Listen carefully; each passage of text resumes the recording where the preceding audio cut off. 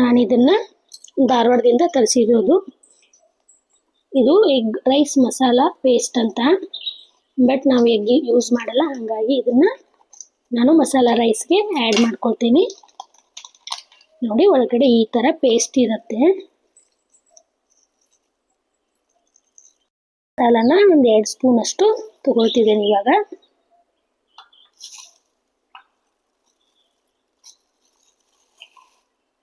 ಎರಡು ಸ್ಪೂನ್ ಅಷ್ಟು ಮಸಾಲೆ, ಇದಕ್ಕೆ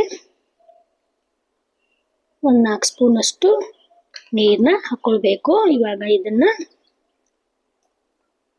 ಪೇಸ್ಟ್ನ ಕಲಿಸ್ಕೋಬೇಕು. ಇವಾಗ ಪೇಸ್ಟ್ ಈ ಥರ ರೆಡಿಯಾಗಿದೆ.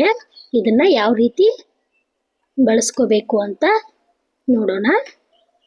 ಇವಾಗ ನಾನು ಇಲ್ಲಿ ಚಿಕ್ಕ ಚಿಕ್ಕದಾಗಿ ಈರುಳ್ಳಿನ ಕಟ್ ಮಾಡ್ಕೊಳ್ತಿದ್ದೀನಿ. ಇವಾಗ ನಾನು ಒಂದು 2 ಸ್ಪೂನ್ ಅಷ್ಟು ಎಣ್ಣೆನ ಇಲ್ಲಿ ತಗೊಳ್ತಿದ್ದೀನಿ. ವೆಜಿಟೇರಿಯನ್ಗೆ ಯಾರಿಗೆಲ್ಲ ಎಗ್ ರೈಸ್ ತಿನ್ನಬೇಕು ಅನಿಸ್ತಿರತ್ತಲ್ವ, ಅಂದರೆ ಆ ರೈಸ್ನ ಕಲರ್ಫುಲ್ ಆಗಿರತ್ತಲ್ವ, ಹಾಗಾಗಿ ನೋಡಿದಾಗ ನಮಗೆ ಎಗ್ ರೈಸ್ ತಿನ್ನಬೇಕು ಅನಿಸುತ್ತೆ. ಆದರೆ ಎಗ್ ಇರೋ ಕಾರಣಕ್ಕಾಗಿ ಅದನ್ನು ತಿನ್ನೋಕೆ ಇಷ್ಟ ಇರಲ್ಲ. ಹಾಗಾಗಿ ನಾವು ಅದನ್ನು ಮನೇಲಿ ಯಾವ ರೀತಿ ಮಾಡೋದು ಅಂತ ಈಸಿಯಾಗಿ ನಾವು ಮಾಡ್ಕೋಬೋದು. ಇವಾಗ ನಾನು ಒಂದು ಗಡ್ಡೆಯಷ್ಟು ಈರುಳ್ಳಿನ ಎಣ್ಣೆಗೆ ಹಾಕ್ಕೊಳ್ತಿದ್ದೀನಿ.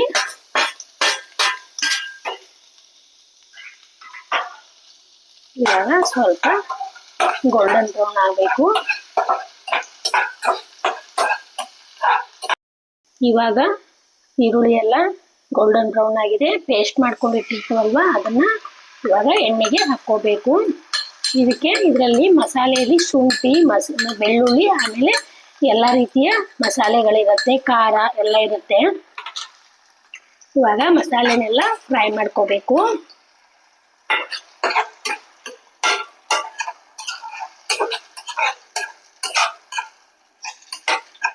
ಜಾಸ್ತಿ ತಿನ್ನೋರು ಮತ್ತೆ ಸ್ವಲ್ಪ ಆ್ಯಡ್ ಮಾಡ್ಕೋಬಹುದು. ಇವಾಗ ಮಸಾಲೆಯಲ್ಲಿ ಎಣ್ಣೆ ಬಿಡ್ತಿದೆ. ಮಸಾಲೆ ಎಲ್ಲ ಈ ಥರ ಫ್ರೈ ಆಗಬೇಕು. ಇವಾಗ ಮಸಾಲೆ ಎಲ್ಲ ಫ್ರೈ ಆಗಿದೆ. ಇವಾಗ ರೈಸ್ ಎಲ್ಲ ಬಿಸಿ ಎಲ್ಲ ಆರಿದೆ. ಇವಾಗ ಇದನ್ನ ಮಸಾಲೆಗೆ ಆ್ಯಡ್ ಮಾಡ್ಕೊಳ್ಳೋಣ.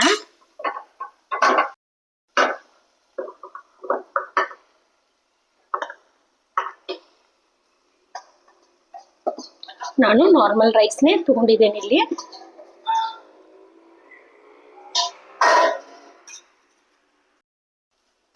ನೋಡಿ, ಎಲ್ಲ ನೀಟಾಗಿ ಮಿಕ್ಸ್ ಮಾಡ್ಕೋಬೇಕು.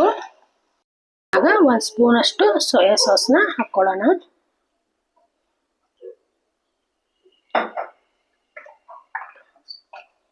ಮತ್ತೆ ಒಂದು ಅರ್ಧ ಸ್ಪೂನ್ ಅಷ್ಟು ವಿನೆಗರ್,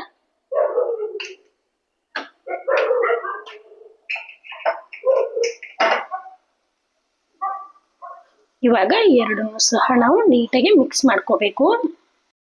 ರೆಡಿಯಾಗಿದೆ. ಇವಾಗ ಮೇಲ್ಗಡೆ ಕೊತ್ತಂಬರಿ ಸೊಪ್ಪನ್ನ ಹಾಕೊಂಡ್ಬಿಡೋಣ.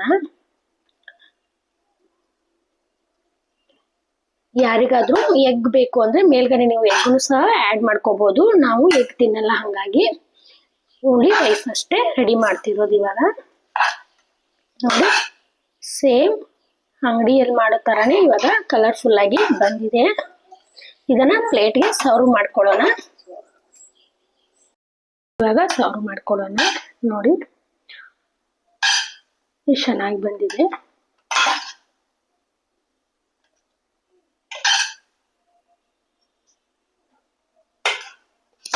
ಇವಾಗ ಮೇಲ್ಗಡೆ ಈರುಳ್ಳಿನ ಹಾಕ್ಕೊಳ್ಳೋಣ.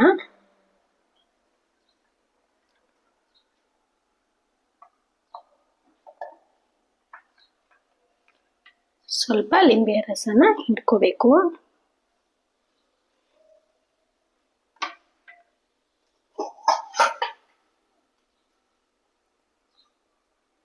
ನಿಮಗೆ ಈರುಳ್ಳಿ ಆಪ್ಷನಲ್ ಬೇಕಂದ್ರೆ ನೀವು ಅದ್ರ ಜೊತೆ ತಿನ್ಬೋದು, ಇಲ್ಲ ಅಂದ್ರೆ ಇಲ್ಲ. ನೀವು ಸಹ ಈ ರೆಸಿಪಿನ ಟ್ರೈ ಮಾಡಿ, ಹಾಗೆ ಲೈಕ್ ಮಾಡಿ, ಶೇರ್ ಮಾಡಿ, ಸಬ್ಸ್ಕ್ರೈಬ್ ಮಾಡಿ. Thank you.